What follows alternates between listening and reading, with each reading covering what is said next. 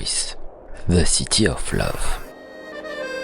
A title Montmartre might claim more than any other corner of the capital. This is where Van Gogh painted windmills and twilight, where cabarets turned longing into song,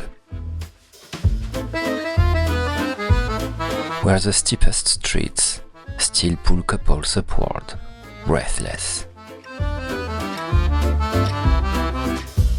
Leaving the left bank and the Paris of ideas down below, we step into the frame of a different story.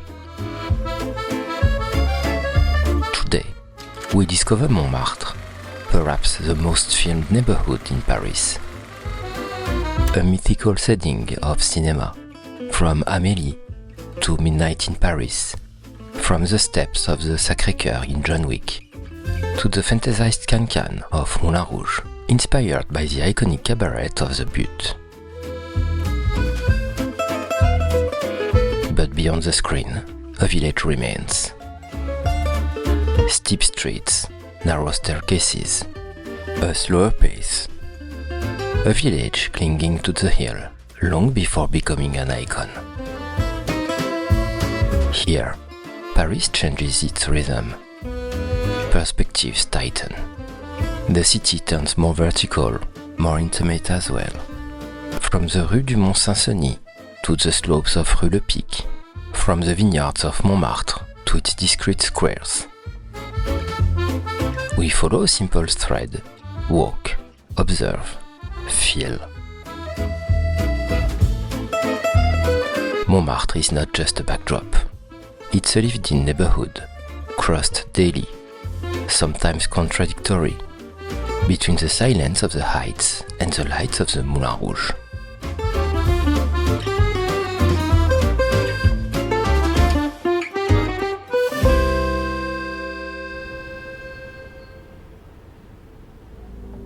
We begin here, at the foot of the hill, on Place Jules Joffrin. Notre-Dame de Clignancourt church faces the exit of the metro, a place of passage rather than a destination. But as often happens, when a church stands in our path, we cannot simply walk around it. These buildings often tell something about the neighborhood, its history, and those who passed through long before us.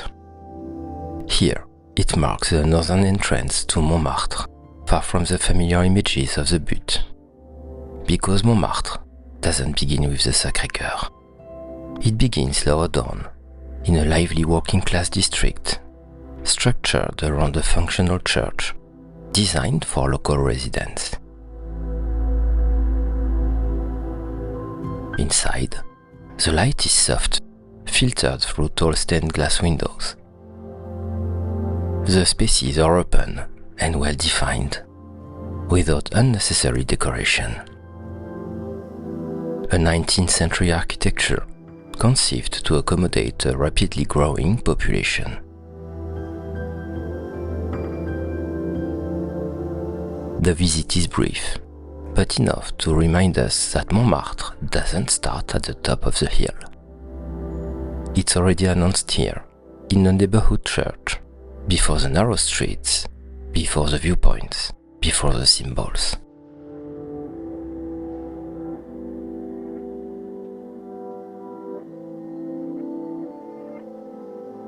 Leaving the church, we begin to gain height. Rue Custines starts the climb. A simple, functional street, still largely residential. Local shops line the way. The neighborhood moves at its own pace, far from marked routes. We gradually leave Paris every day behind and enter the Paris of the hill. Then comes Rue des Saules, a narrower street, quieter.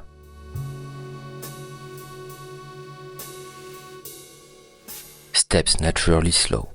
The facades draw closer together. The city suddenly feels older, almost village-like.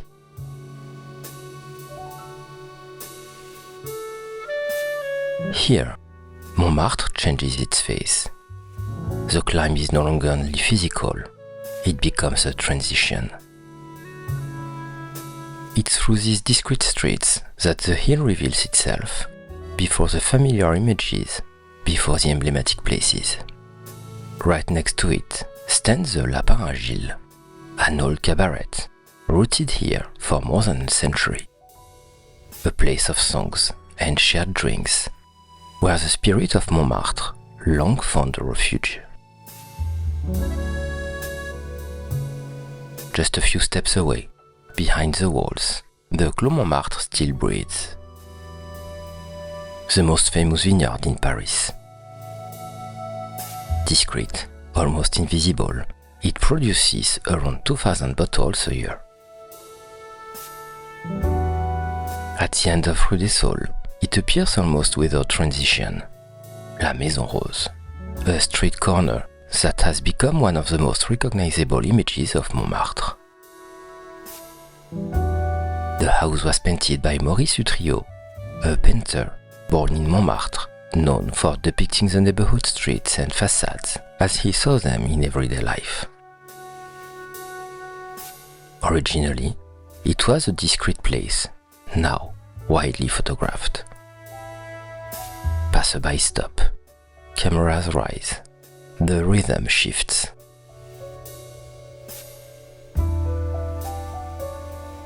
By lingering, we rediscover Montmartre on a human scale.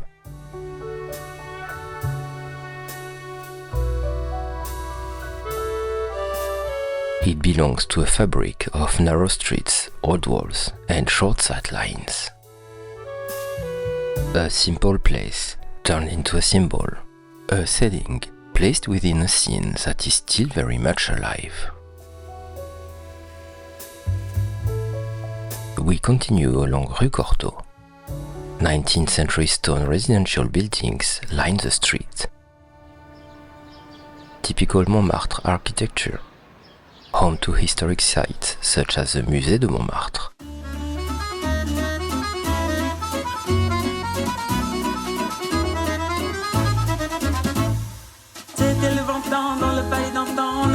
At the end of the street stands the Montmartre Water Tower.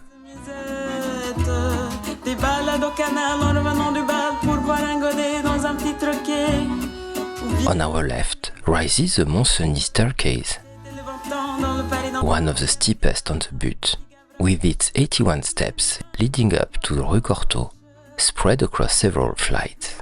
A vertical shortcut carved directly into the hillside.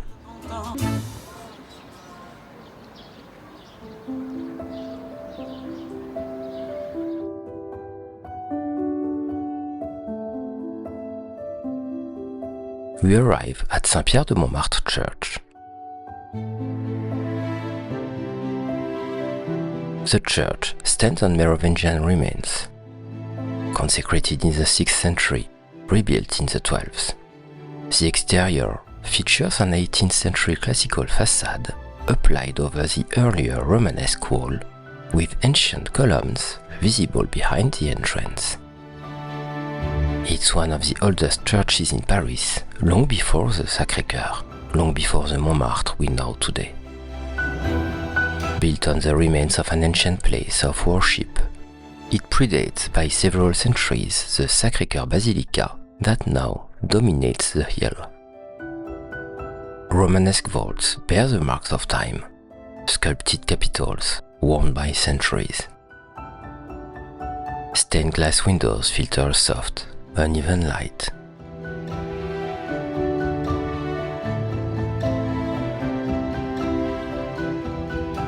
Everything is ancient. A few visitors move through in silence. This church reminds us that the hill wasn't always a viewpoint. Before becoming a symbol, it was a place of worship, a place of life, a place rooted in the ground.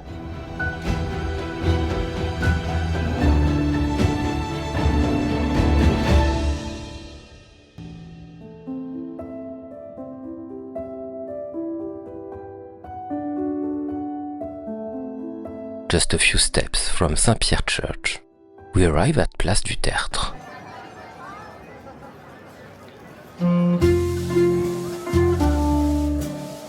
It's one of the most well-known spots in Montmartre. Easels lined up. Portraits sketched one after another. An instantly recognizable image. Here, Bohemian Montmartre has become a stage. At the end of the 19th century, artists such as Picasso and Utrillo lived in this neighborhood for its modest rents and its sense of freedom. They worked in nearby studios. Today, creation is still present. Painters and portrait artists officially occupy the square and work here every day, their activity shaped by the constant flow of visitors. Place du Tertre hasn't lost art. It has changed its context.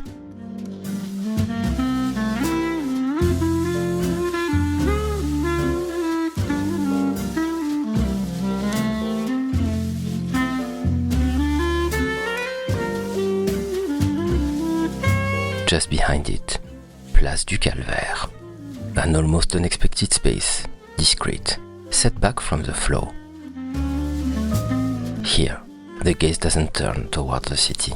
It stays at human level, sheltered by railings, trees, and silence. The square is one of the smallest in Paris, often closed, preserved from constant passage. You can still feel the Montmartre of earlier times. We are lucky to witness a simple scene. An accordionist is playing. His cat rests on the accordion, motionless. A postcard image, almost too perfect. And yet, here, it doesn't seem fake. It belongs naturally to the place, without staging, without trying to seduce. Place du Calvaire acts as a pause, a threshold between two worlds, between the church, the forecourt, and the sudden opening onto Paris that awaits us just a little further on.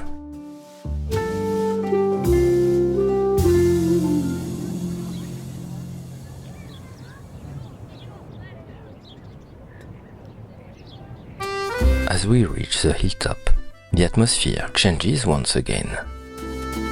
There are more visitors. Languages blend together. Steps slow down. Eyes turn toward the summit. Here, Montmartre becomes a place of passage. A location filmed, photographed, recognized.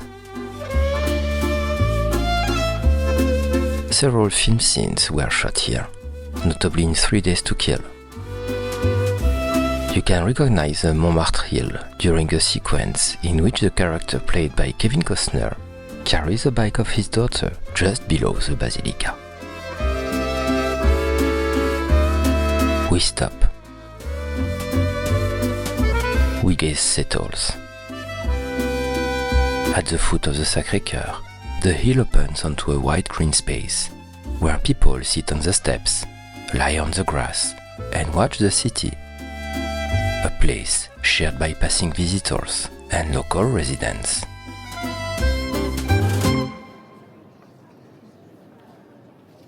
Then we cross the threshold. Inside, the space opens up. The eye is immediately drawn towards the choir. The vast mosaic dominates the nave, one of the largest in France. The Christ, with open arms, visible from almost anywhere in the building. Unlike many Parisian churches, there is no decorative overload here, no accumulation of side chapels. The Basilica is relatively recent. Built at the end of the 19th century, it doesn't tell the story of medieval Paris, but of another chapter in French history. After the War of 1870 and the violence of the Commune, The Sacré-Cœur was conceived as a place of contemplation and appeasement, an attempt to give meaning to a period of deep division.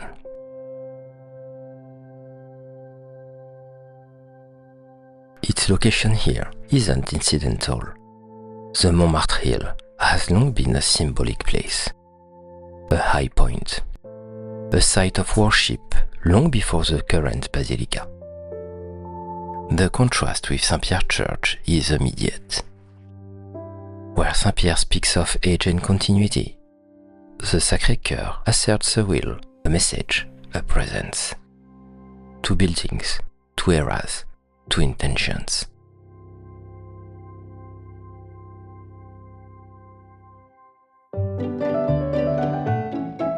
We step back out on the forecourt.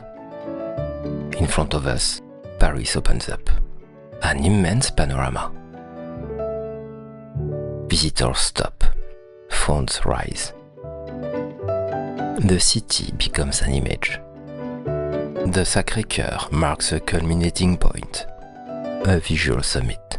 But Montmartre is not confined in this viewpoint. It continues below, in the streets, in the detours, in everyday life.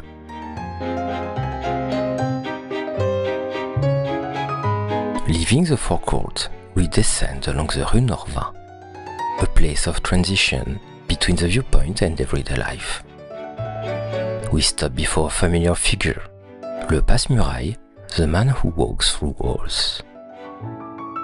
A bronze character emerging from stone, created by Jean Marais, a French actor and artist inspired by a short story of Marcel Aimé. Half trapped, half escaping, caught between two worlds. Tourists gather, pause, photograph themselves beside him. A small ritual, now part of the street's rhythm. We reach Rue Lepic, a well-known street, often filmed, often mentioned. Van Gogh lived here with his brother Theo. Further along stands the Moulin de la Galette, one of the last surviving windmills of Montmartre, now home to a restaurant beneath a flowered archway. A street of transition between the Montmartre of viewpoints and that of ordinary life.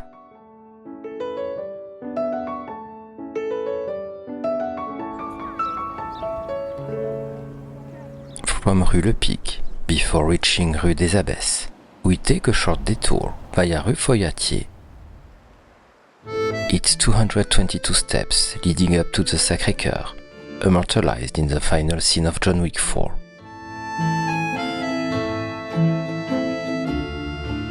Right next to it stands the Montmartre funicular, in service since 1900, the fastest way to climb the hill without effort.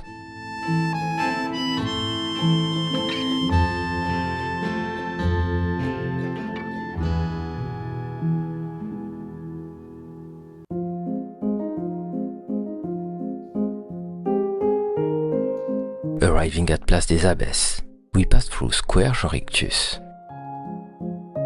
The I Love You wall stands there, surrounded by visitors. Today, the square is under renovation, fences, tarps, restricted passages. The wall isn't always visible, sometimes only suggested. It brings together I love you, written in every language. A universal declaration, simple repeated. Like a landmark at the heart of a neighborhood in motion.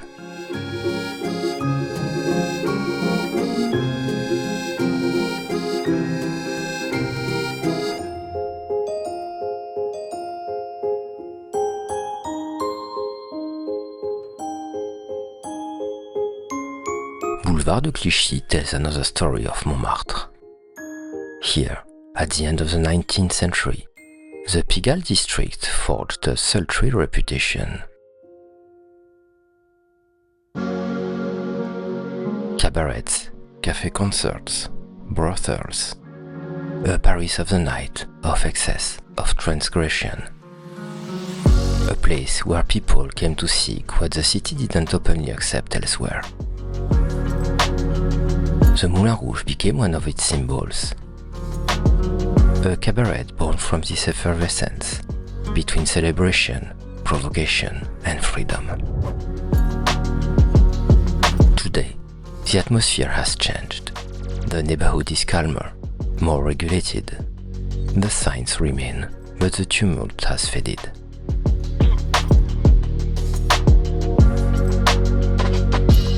Tourists stop, take photos. The spectacle, now, lies more in the image than in the street.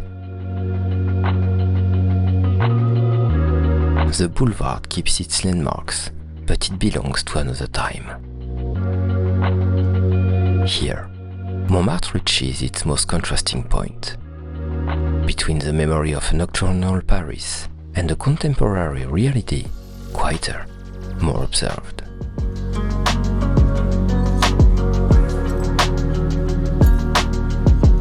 Our day in Montmartre ends here, around a table, in the 9th district.